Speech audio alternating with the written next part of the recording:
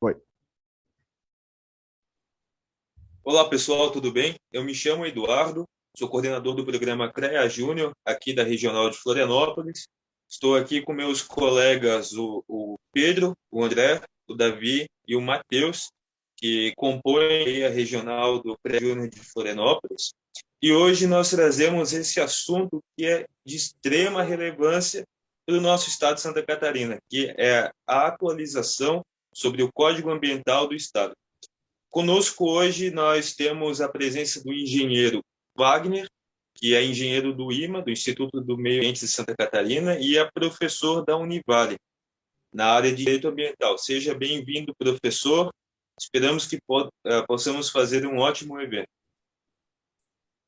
Obrigado a todos. Agradeço aí o Davi, Matheus, Eduardo, o Pedro, o André pelo apoio, pelo convite, né, pela organização do evento. Tá, parabéns aí pela divulgação e pela oportunidade da gente falar com os nossos colegas, compartilhar um pouco da experiência e também um pouco das preocupações com relação às alterações, da legislação, tanto estadual quanto também federal.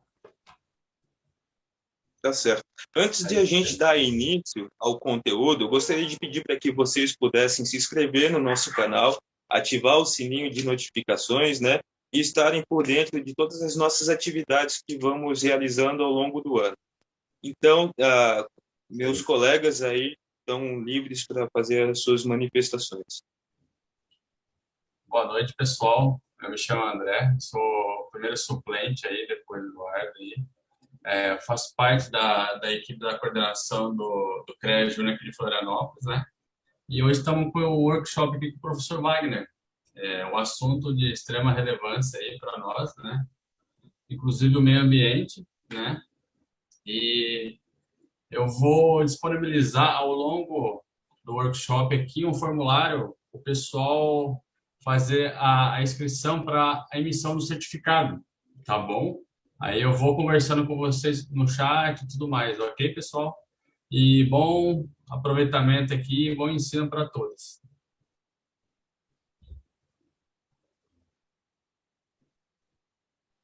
Mais aí, Davi, Pedro, Matheus, Não, me apresentar então. Autoexplicativo, Davi, eu sou Davi. Eu sou junto com o Matheus, representante do curso de Engenharia Elétrica da Universidade Federal. Queria desejar a vocês um bom evento e que aproveitem bastante. A professora que está com toda a disposição para contribuir com o aprendizado de vocês. Esse é um espaço para debate, para a gente conversar e sempre expandir nosso conhecimento. E aproveitem. Não é todo dia que a gente tem alguém com tanta capacitação para conversar com a gente, assim, um horário livre. E é um assunto super em alta, um assunto muito importante, ainda mais para quem mora no Brasil, né? A gente que mora no Brasil, ainda mais que é um assunto que agora se tornou uma novidade novamente, com alterações e tudo mais. Aproveitem o evento aí. Espero ver vocês de novo aqui em outros workshops que a gente for promover futuramente. Bom, boa noite a todos. Meu nome é Matheus. Como o Davi comentou, nós dois somos representantes do curso de Engenharia Elétrica da UFSC, aqui no CREA Júnior. E reforço aí os agradecimentos ao professor Wagner. Vai ser um ótimo workshop. Aproveitem bem e fiquem atentos para os próximos eventos também aí do CREA Júnior. Bom, meu nome é Pedro, eu sou o segundo suplente aqui no CREA Júnior e eu gostaria de desejar a todos um ótimo workshop. É um conteúdo bem bacana e todo mundo que assistir vai gostar bastante, porque vai ter bastante interação até com o público, então fiquem ligados. É isso aí, pessoal. Podemos dar sequência à nossa programação. Professor Wagner, essa mudança, essa alteração no Código Ambiental de Santa Catarina foi aprovada no fim do ano passado e entrou em vigência nesse ano. Procede? Exatamente. Essas alterações do Código Ambiental Catarinense começaram a ser discutidas, acho que foi mais ou menos ali em agosto de 2021, e ela foi aprovada de forma bem rápida, né? Se não me engano, acho que foi em dezembro, e aí ela foi publicada no Diário Oficial em janeiro de 2022. Aí trouxe bastante mudanças aí, para quem trabalha com licenciamento ambiental, tanto quem trabalha no órgão, analisando os processos que chegam até lá, como os consultores que trabalham na iniciativa privada, né, assessorando os empreendedores. Certo, certo, professor. Resumindo, poderíamos ter 3 eixos principais aí que foram previstos nessa atualização, que seria a simplificação aí das legislações ambientais, o manejo da araucária e algumas mudanças em regras de fiscalização, certo? Que seriam questões aí de modernização das normas aí do Código Catarinense. Na verdade, esses são os 3 eixos que você citou, né? Questões, dúvidas sobre vegetação, a questão da araucária, a questão também da classificação da vegetação no bioma Mata Atlântica, que já era feita pela resolução CONAMA, mas o Código resolveu abordar isso também. A questão da fiscalização teve mudanças profundas, e na questão do licenciamento autodeclaratório, aquele licenciamento automático, né? Que você emite as informações, a licença sai automaticamente, sem análise de um revisor do órgão ambiental. Então, seriam esses 3 eixos.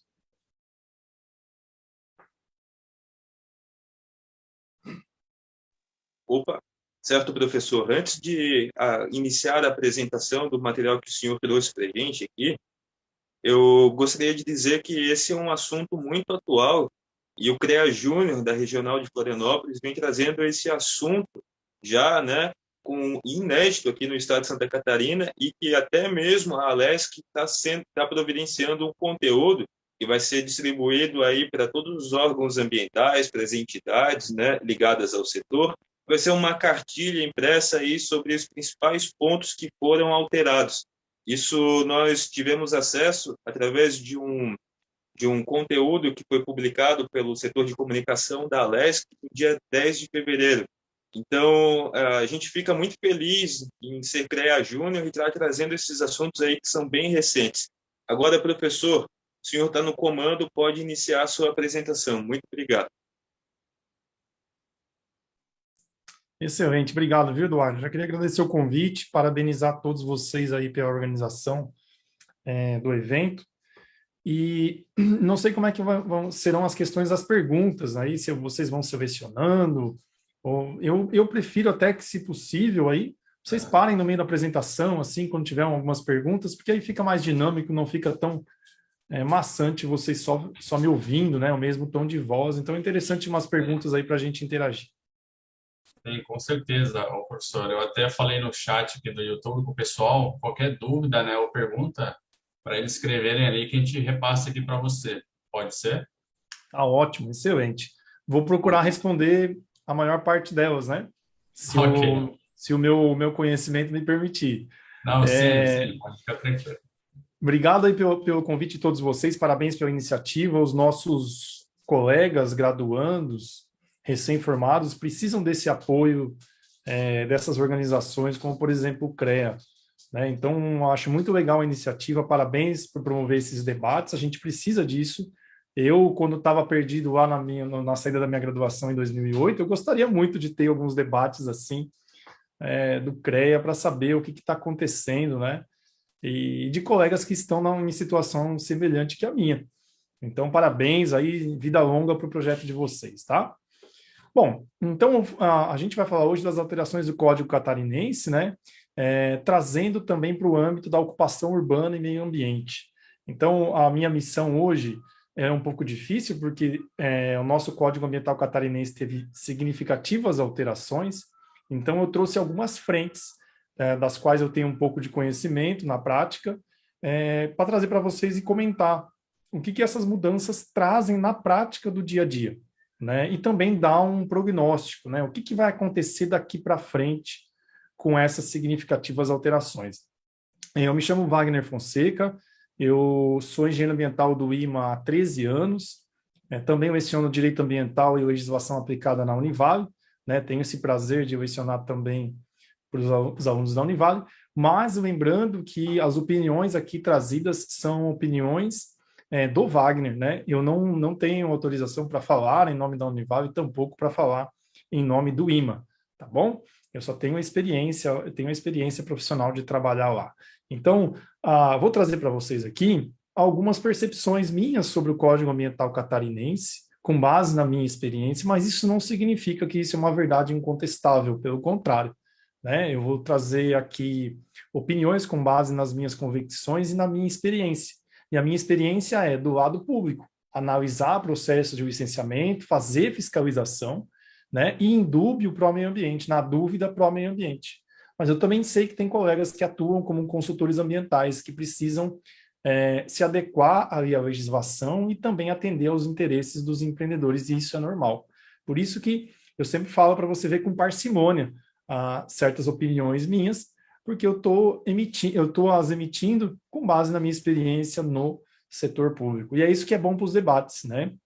Nós nos ouvirmos, respeitarmos opiniões divergentes, mas sempre nos ouvirmos. Então, onde tem espaço para debate e me convidam, eu sempre estarei à disposição. Por isso que eu estou aqui hoje, tá bom? Fique à vontade para vocês fazerem os comentários no chat.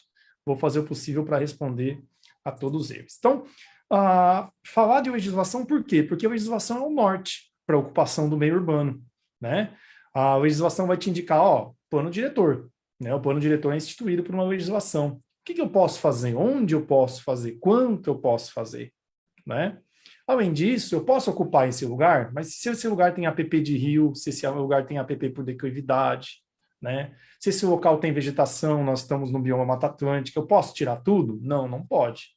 Né? Então, nós temos, além do que pode ser feito, nós temos outras restrições oriundas de vegetação, oriundas de relevo, oriundas de cursos d'água, né? Tudo imposto pela legislação. Além disso, a gente também tem os parâmetros urbanísticos. Tá, você pode ocupar aqui, mas o que você pode fazer aqui, né? Qual que são os parâmetros? Você pode fazer 3 pavimentos, 4 pavimentos, 5 pavimentos, 12 pavimentos? Isso vai depender muito da legislação. Também questão de padrão de emissão de efluente, né? Você tem, por exemplo, uma indústria, você tem um efluente lá, uma parte líquida que você precisa tratar e você precisa atender parâmetros de qualidade desse efluente. Ou, se você tem uma empresa e você libera emissões atmosféricas, você precisa atender certos padrões para emitir, né, essas emissões. Então, a legislação fala o seguinte, você pode produzir, mas você tem que atender certos parâmetros. E, além disso, você não pode só ganhar com isso. Você tem que internalizar os custos. Custos com tratamento de efluente, custos com tratamento de emissões atmosféricas, né? Então, você não pode internalizar os lucros e socializar as perdas. Internalizar o que é bom e socializar o que é ruim. Você ganhou lucro, então você também tem que tratar do ônus, não somente ter o bônus, né? E, por fim, a legislação vai te dizer questões de fiscalização, auto de infração, quando cabe, quando não cabe, o valor do auto de infração, se eu posso ser embargado, se eu não posso, se eu vou responder a uma ação civil pública, se eu não vou, se eu vou responder a uma ação penal. Então, a legislação é o norte para a ocupação do meio urbano e para você regrar o que pode e não pode no meio urbano. Inclusive, você sancionar, né? Você impor alguma sanção para alguém que descumpriu as legislações. Por que ela é muito importante? Porque a administração, o poder público só pode fazer o que a lei autoriza ou determina. Então, se você conhece a legislação, você já consegue mais ou menos prever quais serão as atitudes de um fiscal na área ambiental, de um fiscal de obras, de um fiscal de planejamento aí da sua cidade. Bom, e aqui eu trouxe para vocês uma experiência, né? Tem que contar uma historinha. Historinhas são sempre boas, porque para trazer importância daquilo que a gente está contando, né? Eu entrei no IMA, que naquela época era Fátima, eu entrei em 2009, eu tinha 22 anos, então eu entrei com 22 anos para trabalhar com licenciamento ambiental, empreendimentos milionários e fazer fiscalização ambiental.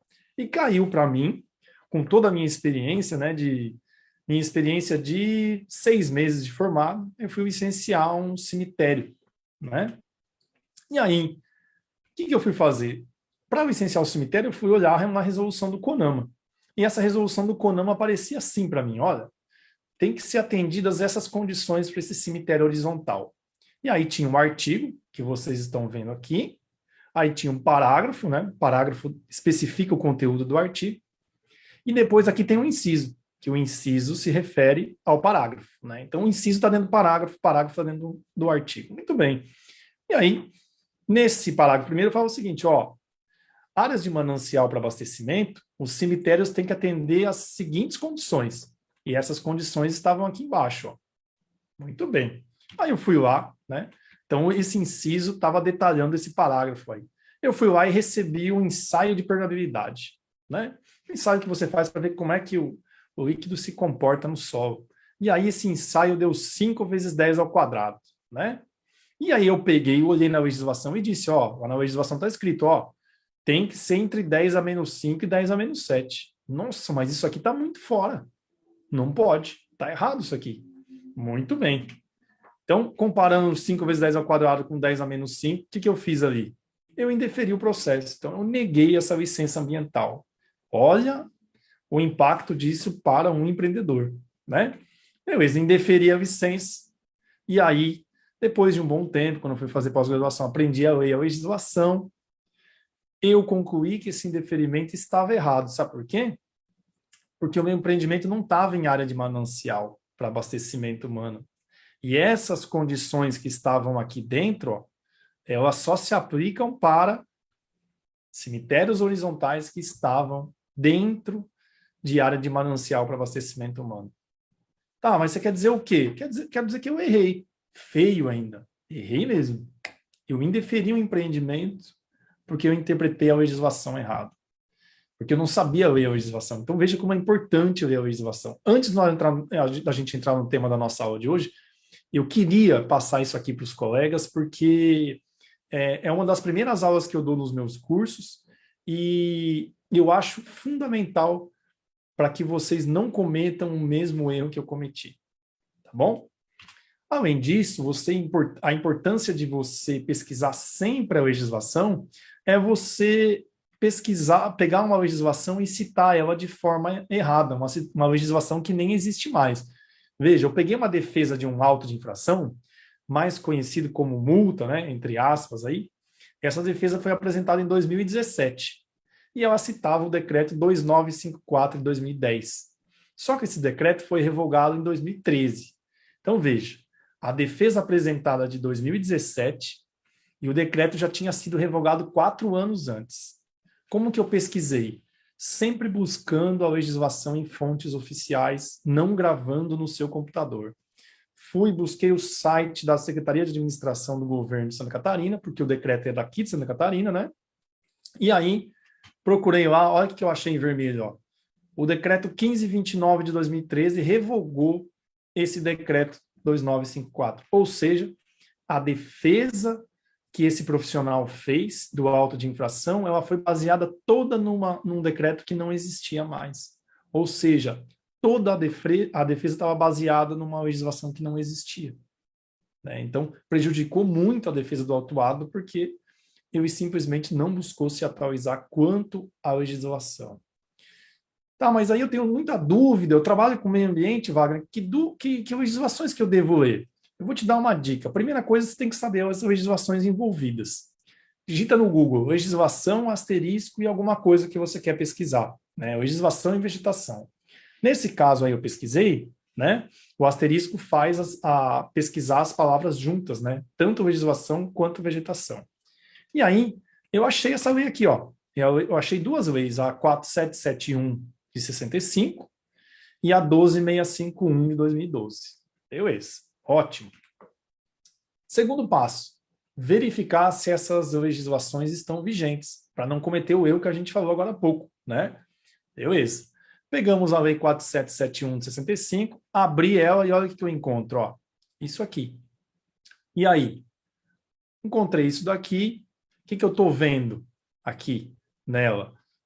Ela está válida? Como é que eu sei que ela está válida ou não está válida? É só você olhar bem aqui que você já vai descobrir por que ela não está válida. Ó. Quer ver? Ó. Ela foi revogada pela 12651 de 2012. Então, quem que a gente tem que ler agora? A Lei Federal 12651 de 2012, porque essa daí que a gente está lendo foi revogada por ela. Né? Então, esse é um passo importante para você também não se confundir e não utilizar legislações que não valem mais. Tá bom? Onde que eu busco, então? Dicas para a gente entrar no nosso conteúdo. Sempre pegue sites oficiais. Quer ver uma legislação federal? Não precisa ser da área ambiental. Qualquer legislação federal. vá no site do Planalto. Legislação estadual, site das assembleias legislativas do estado que você estiver.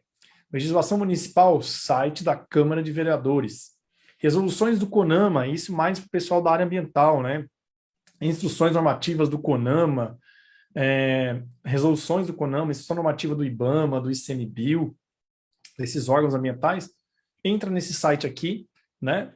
www.mma.gov.br. Vai aparecer um painel de legislações. E aqui eu dei um exemplo para vocês. Ó. Fui pesquisar a resolução CONAMA 03 de 90, qualidade do ar. Pesquisei no site oficial e descobri que ela está revogada. Então, eu já deixei de cometer um erro num licenciamento, numa defesa de auto de infração. Certo? Agora sim, entrando no nosso assunto, o que mudou recentemente? Primeiro eu vou trazer o Código Florestal, né? Mudou a questão das áreas de preservação permanente de rios, tá? Então, como que era antes? A APP variava de 30 a 500 metros em área rural ou em área urbana. Como é que ficou agora, né? Aí, após ali, dia 30/12, em área urbana consolidada, os municípios poderão estipular faixas distintas daquela de 30 a 500 metros para a margem de curso d'água, né? Ou seja, antes era 30 a 500 metros na margem de rio, dependendo da sua largura. E agora os municípios poderão fazer leis municipais, ouvindo os conselhos municipais de meio ambiente, e estipular faixas distintas. A APP pode ter 1 metro? Pode. Pode ter 50 centímetros? Pode. Pode ter 1 centímetro? Pode. Né? Isso vai depender de quem fazer as legislações nos municípios. O que não pode acontecer? Não pode ter ocupação de área com risco de desastres, né? Então, eu já estou vendo a movimentação de municípios que estão conversando com a Defesa Civil antes de fazer esse tipo de lei, tá? E aí também tem que estar de acordo com o plano diretor, plano de bacia, plano de drenagem, plano de saneamento básico, tá? Tá, então aí eu quero, resumindo, Wagner, eu quero saber como é que fica. Como que fica? Respeita a Lei Federal 12.651, o Código Florestal, ou seja, as faixas de 30 a 500 metros, até que os municípios estabeleçam faixas diferentes. Então, se você vai licenciar hoje, não tem uma lei do município falando da faixa de APP, você segue as faixas de 30 a 500 metros. Minha opinião, os municípios vão se mexer rapidinho para fazer uma faixa de APP menor, tá bom? Trouxe para vocês um exemplo de Balneário Camboriú, que fez uma resolução do Conselho Municipal de Meio Ambiente, 1 de 2022, né, que disse que a área de APP lá em Balneário é 33 metros nas margens do rio Camboriú, né, excluídos os terrenos da Avenida Normando Tedesco, Rua Dom Afonso e Rua Emanuel Rebelo dos Santos. E 15 metros dos demais rios e córregos, exceto o Canal do Marambaia, quem conhece bem lá em Balneário Camboriú. Tá bom? Então vamos lá. Agora, sim, entrando no Código Ambiental Catarinense. Não sei se tem nenhuma pergunta aí, André. Quer dar um tempinho? Como é que tá? Fique à vontade aí. Professor, o senhor pode reforçar aqui para todos nós sabermos qual que é o ritual para que o município possa ajustar essas necessidades diante da nova legislação, respeitando a legislação federal? Então, Eduardo. E, professor, mais um adendo assim, quais critérios o município pode usar para determinar a vocação desse determinado rio, digamos assim? Então, Eduardo, sabe que, assim, pela leitura da legislação, eu entendo que tem que ser uma lei municipal e antes da lei municipal ela ser publicada, ela ser discutida na Câmara, tem que ser ouvido o Conselho Municipal de Meio Ambiente, né? E aí, essas faixas não podem permitir a ocupação de área de risco e elas têm que levar em consideração o plano diretor, plano de drenagem, se tiver, plano de saneamento básico, etc. Então, o procedimento é esse. Com relação à determinação das APPs, eu desconheço um método assim utilizado. O que eu sei que os municípios estão fazendo, eles estão utilizando o diagnóstico socioambiental como base, né? Eles vão tem um diagnóstico de onde está hoje, de onde é a área urbana hoje, determina-se APP para essa área urbana consolidada e as demais áreas, o município pode fazer um tratamento diferente, né? Aí vai seguir provavelmente o Código Florestal. Tá bom? Não sei se eu consegui, se eu fui claro aí. Certo, muito obrigado, professor. Por nada, Professor, eu tenho uma pergunta. Claro, Pedro, fica à vontade. Esse Código Florestal, ele prevê a regularização de APP em área, a urbanização de APPs, por exemplo, a regularização de APPs em áreas urbanas, por exemplo, urbanizar uma área de preservação. Sim, Pedro. Ele tem uma que, na verdade, foi introduzido pela Lei 13.465, acho que é de 2017, que é a questão do REURB, né? São processos de reurbanização, mas eles são bem dedicados à questão de núcleos urbanos informais, né? Clandestinos. Então, geralmente, essa regularização é voltada principalmente para a população de baixa renda, né? Tem o REURB-S e o REURB-E, o REURB social, eu acho que o REURB específico, né? Processo de reurbanização, mas que prevê a questão de regularizar construções e áreas em área de preservação permanente. Mas ele não seria o Código Florestal, né? Mas ele foi alterado por uma lei de 2017.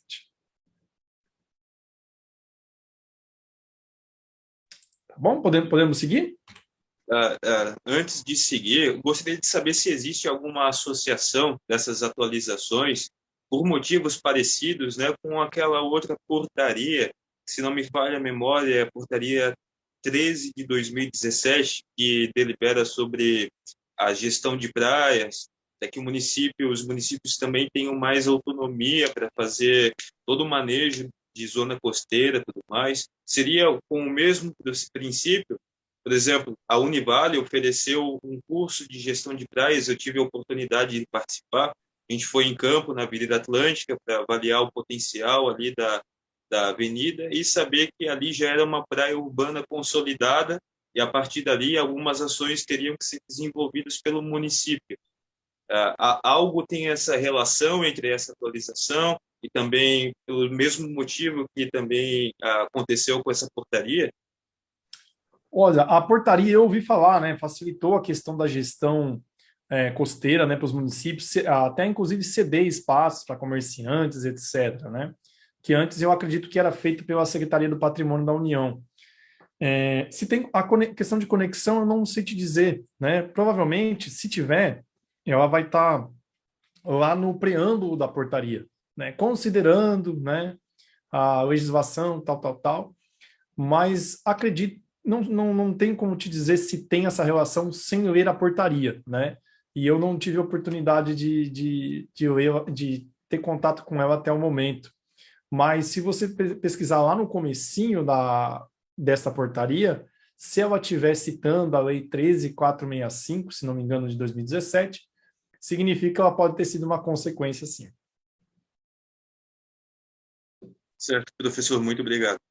Obrigado, eu agradeço. Bom, vamos lá. Agora para o nosso Código Ambiental Catarinense, né? Primeira parte que eu vou destacar aqui é a questão da Polícia Militar Ambiental. Até 27/1 de 2022, a Polícia Militar Ambiental ia a campo, lavrava autos de infração, embargos, instruía e julgava os processos de autos de infração com o objetivo de impor sanções administrativas a quem cometia um ilícito na área ambiental. Como que está hoje? A Polícia Militar Ambiental perdeu esse poder de lavrar auto de infração, embargar um empreendimento, instruir e julgar os processos. Hoje, a Polícia Militar Ambiental tem que emitir uma notificação de fiscalização e enviá-la para o órgão ambiental licenciador. Seja o órgão ambiental de Itajaí, por exemplo, o INIS, ou seja o IMA, que é o órgão ambiental estadual, né? Está dando uma grande discussão sobre isso. A minha opinião, particularmente, é que a fiscalização ambiental sofreu um golpe duríssimo, porque a Polícia Militar Ambiental faz um bom trabalho de fiscalização, ela é mais ostensiva, ela era mais atuante na fiscalização, Em contrapartida, o IMA tem uma fiscalização muito deficiente ainda, né? Então, muitos órgãos também municipais têm problemas de fiscalização. Então, a fiscalização perdeu um grande agente, que é a Polícia Militar Ambiental. Há discussões de que a nossa Constituição estadual permite que ela continue autuando, né? Mas aí, provavelmente, isso vai levar à judicialização de um monte de autos de infração. Mas na opinião, Wagner, sinto muitíssimo por isso e vejo como um enfraquecimento muito forte da fiscalização e um incentivo para que os infratores continuem atuando e degradando o meio ambiente. Eu não entendi o objetivo dessa mudança, né? Na verdade, eu entendi, mas eu não quero entender, porque é algo que me soa muito mal para quem quer proteger o meio ambiente e tem uma polícia bem equipada, bem treinada para assim fazê-lo. Mas é realmente muito preocupante essa ação. Bom, condicionantes de licença ambiental. Para quem não entende muito, não é da área, as licenças ambientais é um documento que permite uma empresa a funcionar, né? E no verso dessa licença tem condições para que essa empresa continue operando, né? Por exemplo, ela tem que manter a sua estação de tratamento de efluente, ela tem que monitorar esse efluente, né? Então, até dia 27/1, não havia restrição nenhuma para você impor condicionantes no verso da licença para o empreendedor cumprir, né? Aí, depois, agora no dia 27/1 de janeiro, né, entrou em vigor essa lei 18.350, as condicionantes têm que ser proporcionais à magnitude dos impactos indicados nos estudos. Nós temos muita dificuldade de conectar, de identificar medidas mitigadoras que têm conexão com os impactos. Então, agora imagina a gente ter que colocar uma condicionante proporcional à magnitude. Além disso, tem que ter uma conexão entre as condicionantes e os impactos ambientais. O objetivo é interessante, mas os estudos ambientais que chegam para análise no órgão ambiental, grande parte não tem essa conexão e dificulta o trabalho dos revisores do órgão ambiental. As condicionantes não podem mitigar ou compensar impactos de terceiros causados por outras pessoas, né? Ou em situações que o empreendedor não tenha gerência, né? Ele não possa atuar. Além disso, as condicionantes não podem obrigar o empreendedor a manter ou operar serviços públicos. Concordo, né? Ele é empreendedor, mas ele não é obrigado a operar um serviço que é de responsabilidade do poder público. E aí, a parte mais preocupante é essa. Ele recebe uma condicionante, ele pode não concordar com essa condicionante. Aí ele pede uma revisão. Só que enquanto ele pediu a revisão, o cumprimento dessa condicionante fica suspenso. Vamos fazer uma simulação. Você pediu para o empreendimento ele vai suprimir uma área de vegetação bem grande. E vai ter animais nessa área. Tem que ser feito o resgate destes animais. E aí a gente coloca como condicionante o resgate dos animais. Se ele não concorda, ele entra com ofício, notifica o órgão ambiental, que ele não concorda com esse resgate dos animais, e aí o resgate fica suspenso até a manifestação do órgão ambiental. Também é uma mudança que me entristece muito e me causa um certo espanto, infelizmente. Documentos no processo de licenciamento. O licenciamento ambiental é assim, pessoal. Você faz uma parte técnica, né, um estudo técnico, e aí tem os documentos que tem que apresentar junto. Procuração, matrícula do imóvel, né? E aí, até 27 de janeiro desse ano, a certidão de uso do solo era exigida. O que é a certidão de uso do solo, né? É aquele documento que o município fala que, olha, essa atividade pode ser instalada aqui. Agora, com essa mudança do dia 27 de janeiro, o licenciamento ambiental não depende da certidão de uso do solo, não precisa mais. Wagner, mas é só mais um documento, é muita burocracia. Não. Quem conhece melhor a cidade são os órgãos municipais, e eles, né, é que podem dar a opinião, eles conhecem mais a realidade da cidade, as leis da cidade. Então, a opinião deles é muito importante, né? Só que agora essa lei dispensou a certidão de uso do solo. Também, por exemplo, áreas de marinha, né, que pelo jeito está para terminar, né, passou ontem ou antes de ontem na Câmara, a questão de se encerrar a questão das áreas de marinha, né? Elas provavelmente vão ser doadas para quem as ocupa, ou será mantido com os poderes públicos, serão doadas aos estados e municípios, pelo menos como está no projeto de lei. Mas para você ocupar uma área da União hoje, você precisa de um documento, que é a cessão de uso ou a certidão de aforamento. Agora, com a nossa alteração da legislação estadual, o licenciamento ambiental independe de autorizações e outorgas de órgãos que não pertencem ao Sistema Nacional do Meio Ambiente, ao SISNAMA. O que eu espero? Problemas de empreendimentos incompatíveis com planos diretores, né? E ocupação, por exemplo, de áreas da União por empreendimentos que não poderiam estar lá, né? Pelo menos esse é um posicionamento aí. Procedimentos nos órgãos ambientais municipais. Até dia 27 de janeiro não tinha previsão, né? Então, os órgãos ambientais municipais tinham um procedimento e o IMA, que é o órgão estadual, tinha outro. Agora não, os procedimentos têm que ser o mesmo do IMA. Achei interessante Professor isso. Wagner, Oi, pois não. posso interromper aqui? Teve Fica à uma vontade. pergunta aqui no chat, pode ser? Fique à vontade. Tá, o Nuclear aqui, ele está perguntando, né? Então, o DNPM não é mais responsável pelo subsolo? O DNPM, É, eu não sei de nenhuma alteração em questão do DNPM. Qual que é o nome dele? Desculpa. é Nuclear. Ô, Nilco, eu não sei nada de alterações do DNPM, mas eu creio que não, porque o DNPM ainda cuida da parte mineral, né? O que eu acho que só complicou foi a questão da gente não poder exigir nenhum documento do DNPM mais, porque ele não faz parte do SISNAMA, né? Então, acho que essa que foi a alteração, mas ele continua cuidando dos processos minerários, sim, tá? Ok, então. Obrigadão, professor. Pode Beleza? continuar. Obrigado, André. Então, agora, os procedimentos dos órgãos ambientais municipais, eles têm que ser o mesmo procedimento do IMA. Legal, padronização, né? Para você não ser surpreendido. No estado precisa de alguma coisa, no município precisa de outra, né? Em município de Itajaí precisa de uma coisa, em município de Navegantes precisa de outros documentos. Então, pelo menos vai ter essa padronização. E as taxas cobradas pelos municípios vão ser imitadas pelas taxas do IMA, né? Que já não são reajustadas desde 2012, ou 13 ou 14, eu acho, se não me engano. Tá bom? Então, elas vão ser o teto das taxas que os municípios podem cobrar, né? Então, tá bom. Bom, agora esse tema é bem polêmico, né? As licenças por adesão e compromisso. O que significa isso? São as licenças automáticas, né? Você vai lá, preenche um requerimento, preenche os documentos e a licença sai na hora, automaticamente, sem análise nenhuma do órgão ambiental, né? Como que era antes, até dia 27/1 de 2022? As atividades passíveis de licença autodeclaratória eram determinadas pela portaria do IMA. Muito bem.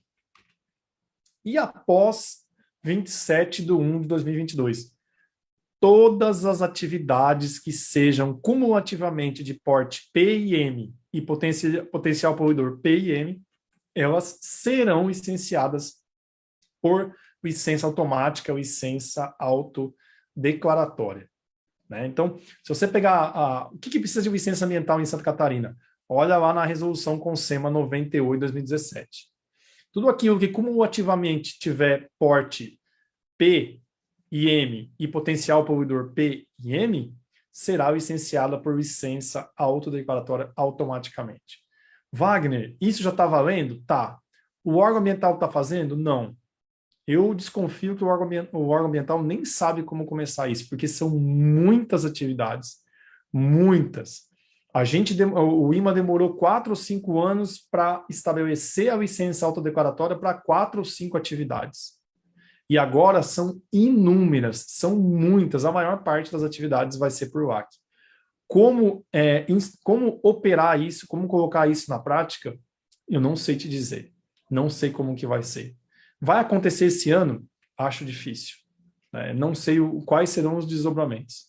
Mas esse é um exemplo de uma lei que não foi discutida como deveria com o órgão ambiental e com a sociedade, e aí agora, ao meu ver, ela é um pouco inexequível.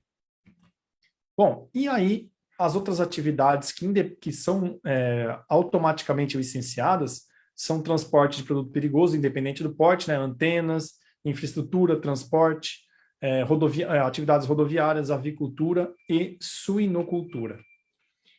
Minha opinião sobre a licença autodeclaratória é apenas uma. Sem fiscalização, vai ser apenas mais um papel emitido pelo órgão ambiental.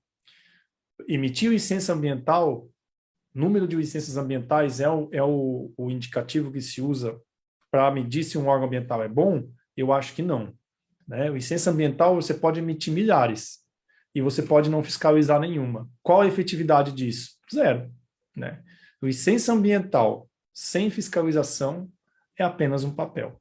Né? Eu já fui em diversos empreendimentos que lá tinha uma licença muito bem redigida, cheguei lá, a estação de tratamento de efluente estava desligada, o efluente ia bruto para o rio, poluindo o rio, causando morte de peixes. Então, tem que ter alguém que vai lá no campo conferir se o que está na licença está acontecendo na realidade. Intervenções em Professor, APP. Pois não. eu tenho uma pergunta que era com relação a todas as atividades que sejam comutativamente porte PIM, potencial poluidor no caso. Caso eles degradem uma área de preservação permanente e essa área demore muito tempo para se recuperar, ou talvez não se recupere, dependendo da atividade que eles façam nela, a empresa, quem usa essa área, tem que pagar uma taxa ao longo do tempo até ter a total recuperação da área ou não precisa, é só mais um papel, como o senhor falou? Então, a vantagem, por exemplo, da licença autodeclaratória na verdade, tem trechos na legislação que estão dúbios, né? Porque uma hora fala uma coisa e outra hora fala outra, mas tem um trecho que fala que quando tem corte de vegetação, você não pode dar esse tipo de licença autodeclaratória, tá? Então, teoricamente, isso não poderia acontecer, né? Não poderia suprimir vegetação e ocupar a APP, por exemplo. Tá bom, Pedro? Mas, se isso acontecer, vamos supor que ele omita as informações, né? O órgão ambiental autua o profissional por prestar informações falsas ou omissa, encaminha para o Ministério Público denunciar o profissional criminalmente, e, além disso, o órgão ambiental também pode comunicar ao Ministério Público para obrigar o empreendedor a recuperar essa área indevidamente ocupada. Tá bom, Pedro? Certo, obrigado. Por nada, eu agradeço. Bom, então vamos lá. Intervenção em APP. Até o dia 27/1, atividades de utilidade pública e interesse social, tínhamos que compensar. Né? Você vai utilizar a APP, você tem que compensar tantas vezes essa área ocupada em outro lugar, pela portaria do IMA 043/2021. E agora, após dia 27/1/2022, as obras de utilidade pública e interesse social ou baixo impacto ficam dispensadas de compensar pelo uso de APP. Minha opinião, diminuição da proteção das áreas com vegetação. Era algo que começou a funcionar com as portarias do IMA, mas agora, sem mais nem menos, essas compensações ficam dispensadas. Licenciamento e outorga de recursos hídricos. Tem o licenciamento ambiental da sua atividade e tem um documento que se chama outorga emitido para você intervir ou utilizar recursos hídricos. Né? Então, antes, a lei previa como que deveria ser o licenciamento e a outorga, né? Tanto a licença prévia quanto a de instalação, e agora esses artigos foram revogados. Aí está uma dúvida danada. A outorga exige-se ou não? Tem um artigo que fala que não se exige outorga de outros órgãos que não pertencem ao Cisnam. Mas no caso de Santa Catarina, a outorga é emitida pela Secretaria Estadual de Meio Ambiente, né? Que teoricamente pertence ao Sistema Nacional do Meio Ambiente. Pelo menos esse é o entendimento que se está tendo, né? Mas vai ter que ter um posicionamento mais forte do IMA para ver se as outorgas serão exigidas ou não, tá? E aí eu trago para vocês o trecho da lei que fala: o licenciamento independe de autorizações e outorgas de órgãos não integrantes do Cisnama, né? Então tem que se decidir, se estudar se realmente a secretaria que emite a outorga não faz parte do Cisnama, e aí a outorga não poderá mais ser exigida, né? Minha opinião, não tenho, né? O licenciamento sem interface com a outorga, então imagina se dá um licenciamento e aí a gente não sabe se aquele licenciamento vai comprometer os usos da água daquele rio, né? Então, é bem complicado. também achei uma mudança que não trouxe melhora para a nossa prática do dia a dia. Fiscalização ambiental, dupla visita. Antes não tinha previsão na lei da dupla visita, né? Mas tinha na portaria do IME da Polícia Militar Ambiental. Para micro e pequenas empresas, primeiro uma vistoria, uma fiscalização orientativa. Se não for cumprido, aí sim você autua a empresa. Agora não, agora foi colocado na lei. Então, para micro e pequenas empresas, a lavratura do auto de infração deve ocorrer depois de uma primeira visita orientadora. Isso também já está na Lei Complementar Federal 123 de 2006. Tá? A gente só internalizou na Lei Estadual 14.675. Achei interessante fiscalização com foco na orientação antes da sanção. Tá bom? Fiscalização e embargo de atividades. A questão de impor embargo de atividades, né? O embargo poderia ser aplicado antes como risco de dano ao meio ambiente, risco de dano à saúde pública e infração continuada. E agora?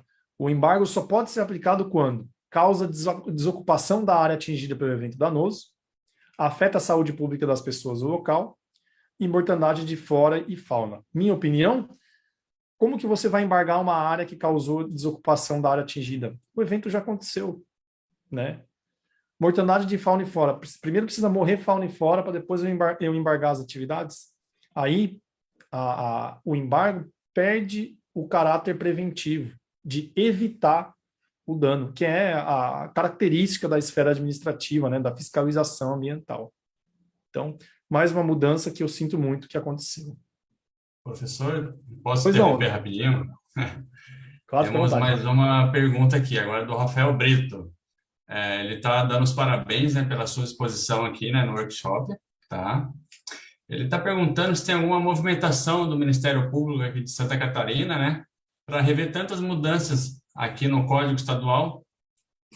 Sim, André. O Ministério Público já tem, inclusive, pelo que eu sei, assim, estudos prontos, né, estudos técnicos prontos para já ingressar com uma ação de inconstitucionalidade. Né? Então, isso, se já não aconteceu, vai acontecer por esses dias, né?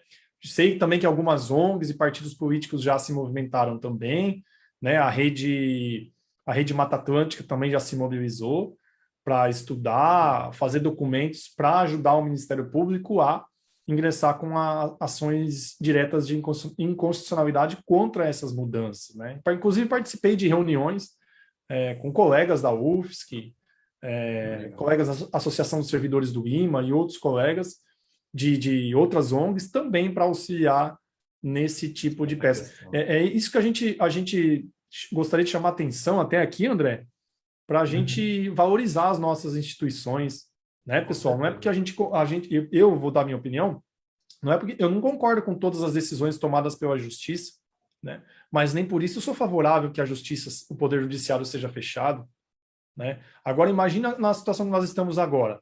O Legislativo fez essa lei e mandou para o Poder Executivo. O governador aceitou tudo. Tá, a lei está valendo. Tem absurdos? Nossa, demais. E se nós não tivéssemos para recorrer do Poder Judiciário, o que ia acontecer? Só sentar e esperar. Né? Então, assim, os três poderes são essenciais. Eu não estou dizendo que eles são maravilhosos, mas eles precisam existir. Né? Com certeza. Obrigado, professor. Pode dar. Eu agradeço. Valeu. Vamos lá. Professor, eu tenho outra pergunta. Pois não. Aqui falando sobre mortandade de fauna e flora. O professor trabalha na Univale, certo? Uhum. Aqui de Itajaí. Então, aqui em Itajaí nós temos o porto. E ali no rio em que passam os navios para ir para o porto era cheio de mangue, por exemplo. E eu estava pesquisando e vi que tem uma lei que protege os manguezais. Sim. Aqui em Itajaí, por exemplo, aquele rio no passado era cheio de mangue. Daí foi construído o porto, o ferryboat, e tudo aquilo foi devastado, bem dizer, só tem mangue para o lado de navegantes. Alguma lei foi aplicada em cima daquilo para que o porto tivesse que pagar alguma coisa para o município, porque foi, bem dizer, devastado, né, com o tempo? Sim. A intervenção desses mangues aí, Pedro, provavelmente eles invocaram a questão de utilidade pública, que se permite intervir em APP. Né? E a supressão, imagino que no processo de licenciamento foi devidamente compensada, porque no caso da Lei da Mata Atlântica, você tem que, se você suprimir, você tem que compensar essa área suprimida na mesma extensão e com vegetação com as mesmas características ecológicas, né? Então, imagino que no licenciamento dessas estruturas foi exigida a devida compensação desses desmatamentos, dessas supressões de mangue aí. Mas e com relação ao ferryboat, por exemplo? Porque o porto, até ainda não privatizaram, né? Mas o ferryboat é uma indústria privada ali dentro. E eles cortaram toda a região do mangue para colocar barca velha, ferramenta, também a poluição que aquilo causa. Aí sim, né? Quando se tratando de algo que não seria uma utilidade pública estatal, certo, eles têm que pagar uma taxa mensal para o município devido à predação do meio ambiente, no caso, né? Então, provavelmente a atividade do ferryboat também foi. Eu nem sei se ela tem licença, tá? Isso eu posso depois pega meu contato, eu vou converso com os colegas para verificar. Pode ter sido considerada atividade pública, a atividade deles. Agora, com relação aos armazéns lá, a oficina, etc., isso aí, os controles ambientais mínimos ele tem que ter, né, para não deixar que o óleo, substâncias e resíduos cheguem até o rio. A questão dele ocupar a APP, ele provavelmente foi instado a apresentar uma compensação, né? Geralmente se exige compensação área por área, né? Pega-se a área ocupada de APP e exige-se que ele pegue aquela área e compre ou faça uma transação comercial com alguém que tenha um imóvel com vegetação em pé. E aí aquela vegetação não vai poder mais ser utilizada, porque ela é uma compensação por outra área que foi ocupada. Tá? Então, provavelmente foi isso que aconteceu.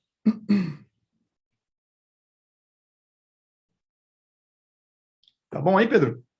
Professor, Certo, eu entendi. tenho uma outra pergunta aqui, só para pegar o gancho, né?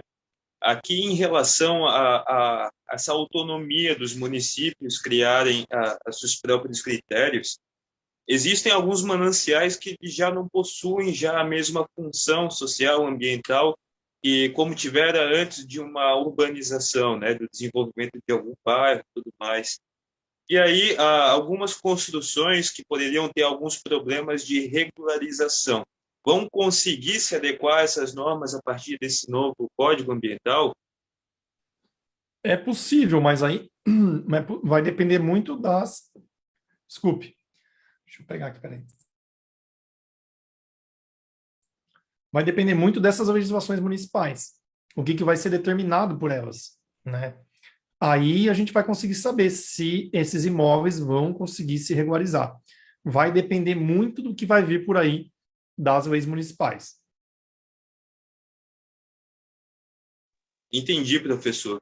E para o desenvolvimento de algumas infraestruturas urbanas também foi, digamos assim, um ponto positivo. Digamos, ali o Pedro citou a questão ali do Rio Itajaí, e parece que existe uma proposta de fazer um acesso por baixo da água entre Navegantes e Itajaí, né? Isso ficaria mais fácil para o município desenvolver algumas obras de infraestrutura, ou tanto faz? Olha, nesse caso, não há mudanças, né? Porque a APP, mesmo que o município coloque uma APP de 1 metro, ele ainda vai ter que intervir em APP. E já tem previsão para intervir em casos de utilidade pública. Então, nesse caso, eu não vejo alterações significativas para a atuação do município. Tá? A única vantagem que ocorreu foi que não precisa mais compensar essas intervenções em APP por motivo de utilidade pública.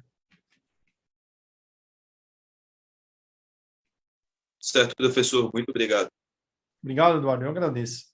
O pessoal está gostando muito aqui do encontro, muitos comentários positivos aqui, parabéns para o senhor pela apresentação. Eu gostaria aqui de destacar rapidinho, antes de a gente continuar o encontro, algumas instituições alguns representantes, né, de algumas instituições, alunos do IFSC, da UFFS, da UFSC, da Uniarp, da UNOESC, da Unifacvest, da Univale, da Univille, também da Celesc, do SEMAI Itapoá, Secretaria de Meio Ambiente, alguns profissionais autônomos, a empresa Hidroconecta, RS Concept Arquitetura, Ampla Consultoria e Planejamento, a Inspetoria do CREA de Florianópolis, são todas as instituições que se cadastraram através do nosso formulário.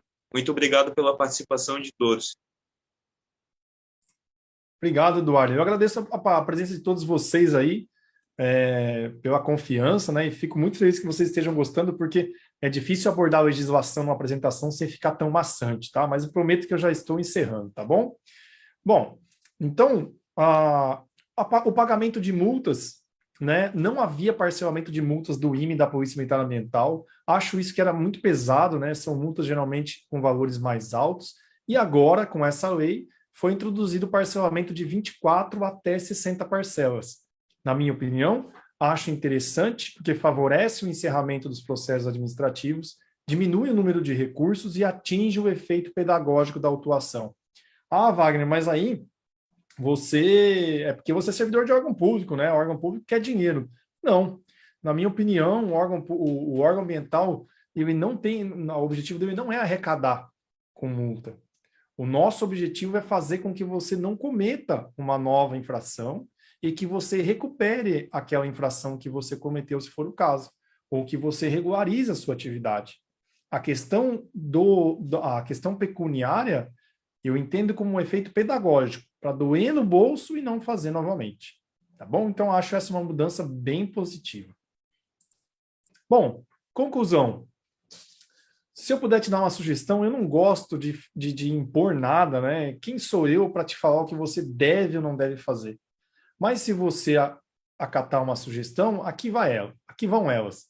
Não gravar nenhuma legislação no seu computador.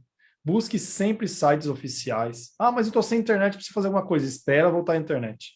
Porque pode ser que de um dia para o outro a legislação mude. E você citar uma legislação revogada, uma legislação com redação antiga, vai te prejudicar muito lá no órgão ambiental. E vai prejudicar muito o objetivo do seu trabalho. Mesmo que você tenha certeza do que diz uma lei, eu recomendo, assim, por experiência própria, vá ler novamente, pois você sempre vai descobrir coisas novas ao ler a legislação, né? Eu leio a legislação todos os dias para dar aula para os meus alunos, para trabalhar lá no IMA, e confesso para vocês que às vezes eu leio uma legislação, nossa, mas isso aqui eu não vi, né? Então acontece muito. Então, num caso de dúvida, sempre pró-dúvida, né? Vá lá na legislação, consultar para ver se você vai ter a mesma interpretação. Por quê? Porque você vai mudando ao longo do tempo, você vai ficando mais experiente, você já tem novas experiências, e a sua leitura de agora não vai ser a mesma leitura de tempos atrás. Mudanças no Código Florestal. Seguir as faixas previstas no Código Florestal até que sua cidade, a cidade que você está trabalhando aí, institua novas faixas de APP, tá bom? Mudanças no Código Catarinense. Na minha visão, do Wagner, né? Que estou começando na área ambiental. E eu tenho muito que aprender. Mas o que eu vejo hoje é muita flexibilização do licenciamento e enfraquecimento da fiscalização, né? Para mim, isso é muito temeroso, porque só fazer papel e não fiscalizar fica muito difícil. Não é isso que a gente quer entregar para a sociedade. Não é isso que nós precisamos entregar para a sociedade. Tá bom? Por fim, quem quiser aí acompanhar os conteúdos na área ambiental, eu disponibilizo diariamente conteúdos na área ambiental, lá no Instagram, Professor Wagner Ambiental, também no YouTube, Professor Wagner Ambiental, e também lá no Facebook. Quem quiser dar uma olhada, a gente sempre coloca temas bem pertinentes, eu fico lendo o Diário Oficial diariamente para pegar as novidades da legislação e postar lá, né? É praticamente um hobby, tá bom? A gente disponibiliza conteúdos diários e gratuitos no Instagram e no Facebook, e vai ser um prazer tê-los lá conosco.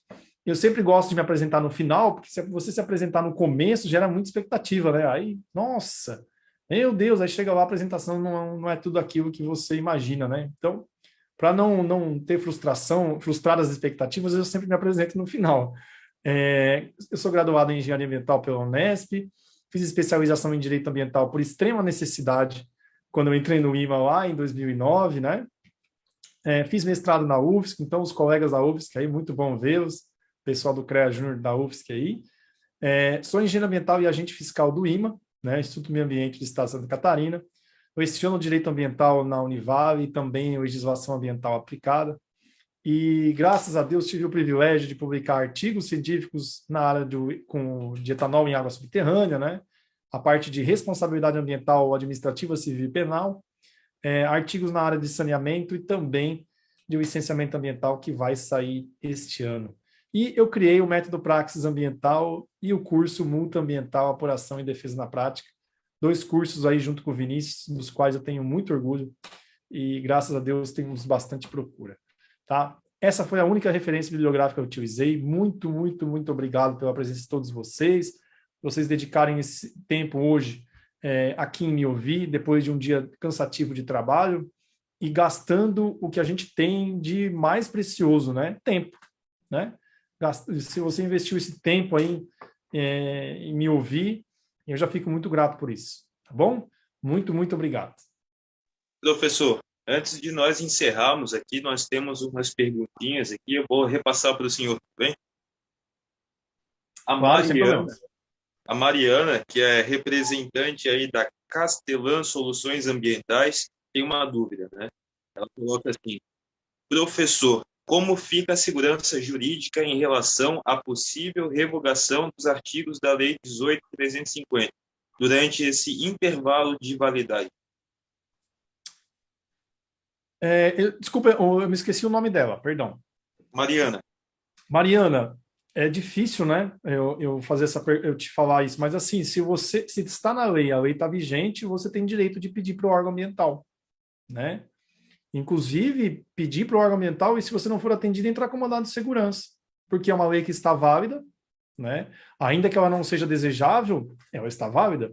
Se entrar um processo lá para eu analisar, eu tenho que analisar de acordo com essa lei, né? Porque o servidor público ele só faz o que está em lei, não é o que ele quer. Ele só faz o que está em lei. O particular faz o que a lei não proíbe, né? Então, realmente fica um ambiente inseguro, concordo com você, mas a lei está vigente, né? Se ela tiver alterações em virtudes judiciais, o que aconteceu anteriormente, entendo que não vai poder sofrer interferência, tá bom? Professor Wagner, agora o Rodrigo Quintana tem uma dúvida aqui, ó. Ele coloca: sobre as áreas não edificadas e APP, qual a sua opinião sobre como será aplicado? O Rodrigo é nosso aluno dos 2 cursos, já conheço ele há bastante tempo já. Obrigado pela pergunta, viu, Rodrigo? Rodrigo, assim, a APP, questão de margem de curso d'água, ela já existe, né? E tem as funções de fluxogênico, estabilidade geológica, aquelas coisas todas, né? A área não edificável, então a APP é regulada pela Lei 12.651 de 2012, né? De 30 a 500 metros, área rural ou urbana. A Lei 6766 de 79, que trouxe o conceito de área não edificante e depois foi alterada para área não edificável, né? Áreas que você não pode fazer edificações, você não pode fazer construções. Então, a diferença das duas, a legislação que as estipula, né? E agora a gente vai verificar se os municípios vão colocar faixas diferentes. Eu não me recordo se eu acho que a minha 766 também foi alterada agora. Deixa eu até escrever aqui. Federal 67 foi alterada, porque senão a gente ia recorrer para ela. Então, antes essa área não edificável, ela era de 15 metros, né? Mas agora, a não edificável de 15 metros poderá ser reduzida pelo município. Então, a gente vai depender tanto da APP quanto da área não edificável, a gente vai depender de legislações que os municípios podem reduzir, né? Se os municípios não fizerem nada, fica valendo o Código Florestal e a Lei 6766 de 79. Muito bom, professor.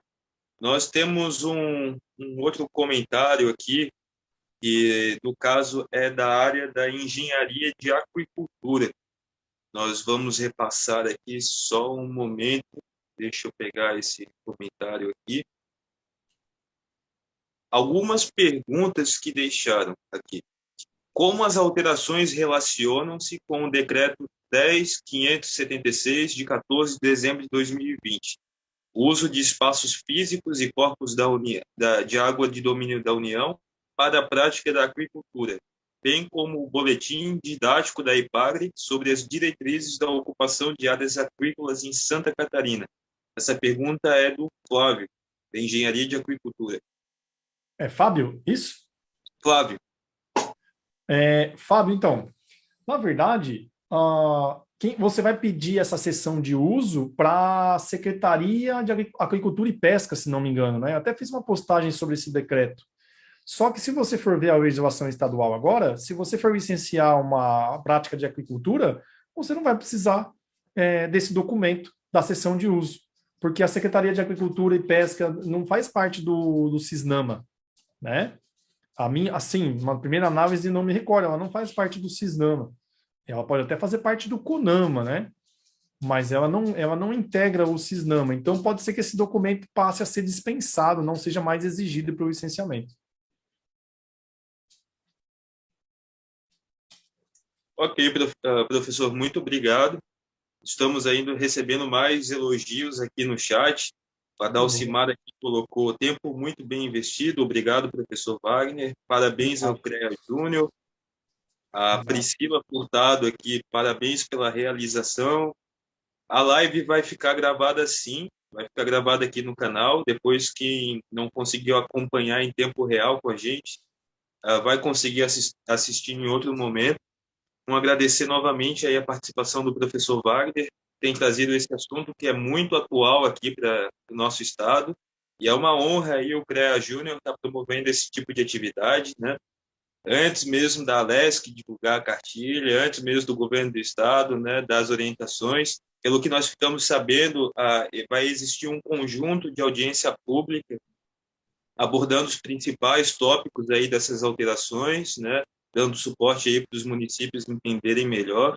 Mas aí o CREA Júnior já está dando largada nesse assunto aí. Muito obrigado, professor. Foi uma honra aí esse encontro com o senhor.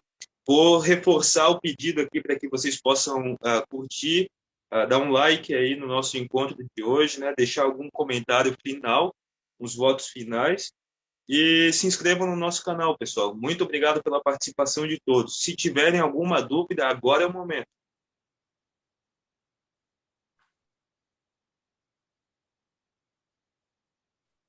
Então, mais nenhuma dúvida, agora abrimos aí para as finalizações. Professor, pode dar a sua palavra. Obrigado aí, viu, Eduardo, pela organização. Parabéns aí. Obrigado, André, Pedro, Davi, Matheus. Agradeço muito pelo convite. Sigam firme aí no CREA Júnior. A ideia é muito legal. E também nas suas graduações. E quando saírem das graduações e de onde estiverem, passem uma boa mensagem para o nosso mundo que ele está precisando. Nós precisamos de pessoas sérias e comprometidas, porque quando isso acontece, o negócio melhora bastante, né? Eu entrei num órgão ambiental muito difícil, muito complicado, e eu tinha um sonho de que ele tivesse uma maior credibilidade. Foi muito sofrido, mas eu tive colegas que sonharam assim como eu, e hoje eu já vejo que o IMA tem uma credibilidade maior, já é um órgão mais técnico, e isso é possível graças a alguém que sonha, né? Então, não só eu, como meus colegas também. Obrigado, viu? Não, com certeza. Nós aqui do CREA Júnior temos que agradecer, né, a disponibilidade desse horário, né, fazer um workshop aqui com esse tema bem relevante, muito importante aqui para nós do CREA Júnior, né, da parte de engenharia. Muito obrigado, pessoal, aí pela participação. Até o próximo. Antes de seguir com as finalizações dos outros participantes aqui, nós temos uma outra pergunta aqui da Cris. Ela pergunta aí para o senhor, professor.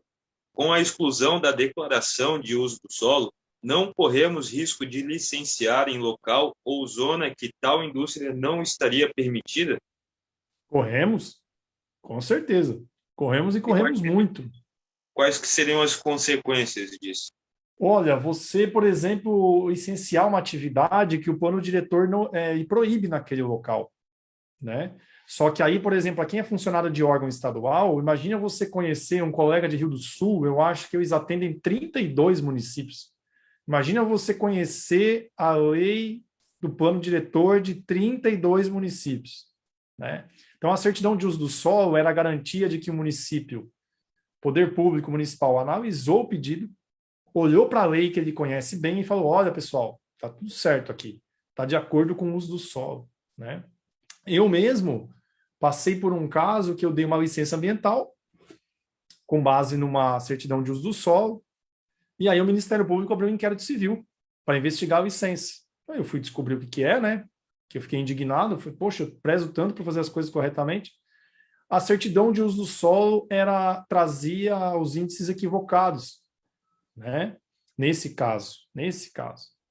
Então, assim, isso aconteceu, o que aconteceu? Para o órgão ambiental não respondeu a uma ação, porque o documento foi considerado equivocado. Agora, se isso não acontecesse, quem que ia responder? O órgão ambiental e provavelmente eu como pessoa física. Então, por isso que eu alerto, é temeroso. Ah, mas é muita burocracia, Wagner, a gente precisa tirar um pouco de documento. Não, a gente precisa investir nos órgãos que analisam os documentos. Não pegar um atalho, a gente precisa fazer que o trabalho deles seja mais efetivos. E aí, sendo mais efetivo, a certidão sai mais rápido, o licenciamento ambiental anda melhor.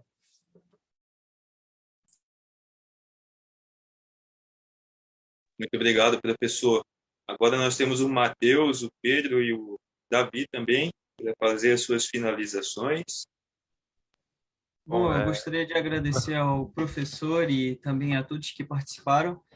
Foi uma entrevista, né, um workshop muito interessante, ainda mais para quem é da área das ciências agrárias, como eu, o Edu e o André, e também quem está no chat. Então, gostaria muito de agradecer o tempo e a disponibilidade do professor e também a todos que se dispuseram a nos visualizar aqui. Gostaria também de agradecer ao professor aí pelo workshop. Confesso que esse não é um conteúdo que eu consumia muito, não tinha muita consciência, deu para aprender bastante coisa. É um conteúdo muito importante da área ambiental aí. E também só lembrar o pessoal que está assistindo ainda de preencher a presença ali que foi enviado no chat do YouTube, para poder emitir o certificado aí para vocês. Novamente, obrigado, professor, e ótimo workshop aí. Agora, por último, para deixar todo mundo ir descansar aí, são 8h15. Primeiramente, obrigado pelo professor pelo tempo, né, pela disponibilidade de estar aqui com a gente. O tempo é o nosso ativo mais precioso hoje em dia, né, e mesmo com essa acessibilidade, é custoso às vezes estar aqui com a gente é muito grato pela sua presença aqui. E acredito que o conteúdo tenha sido muito bom, né, não vou ser redundante como os colegas foram, foi muito bom, acho que foi muito enriquecedor hoje, a nossa noite. E só para martelar por último aqui, deixar aí quem tem estudantes vendo a gente ainda, para ficar de olho nas nossas redes sociais, a gente vai abrir processo seletivo daqui a pouco. Se quiserem fazer parte dessa nossa iniciativa aqui, se inscrevam, vão lá no nosso Instagram, perguntem para a gente se tiver alguma dúvida, tiver algum desejo, querem saber o que a gente contempla. Conversem com a gente, super tranquilo, conversar eu também na minha rede social, o Eduardo também, o Matheus, acho que todo mundo aqui está aberto para conversar, quem tiver dúvidas. E fiquem de olho lá, é bem legal, é bem importante, eu acho, para a nossa categoria de engenharia no geral, ter essas iniciativas e ter mais gente aqui como a gente é muito importante também. Por último, aí, uma boa noite a todos, espero que tenham curtido bastante e que passem bem esse nosso finalzinho de semana aí, a nossa sexta-feira amanhã, e também tenham um bom carnaval aí. Eu gostaria aqui antes de passar para o professor aqui, agradecer de novo a participação de todos. Lembrando que nosso Instagram é creajrsc.floripa. Lá vocês podem acompanhar todas as nossas atividades, né? No próximo mês aí pretendemos fazer um grande encontro também, como está sendo esse, né? Nós temos o objetivo de realizar uma atividade de qualificação profissional por mês, no mínimo uma atividade dessas aqui. Muito obrigado novamente, professor. Agora é com você. Muito obrigado a todos vocês pelo convite, todos vocês que dedicaram o tempo para me ouvir hoje, nessa noite. Qualquer coisa, podem entrar em contato lá no Instagram, no Facebook, a gente está à disposição. Obrigado mesmo. Tá certo, pessoal? Nossa. Agradecemos a participação de todos. Estamos encerrando agora o nosso encontro. Muito obrigado. Boa noite.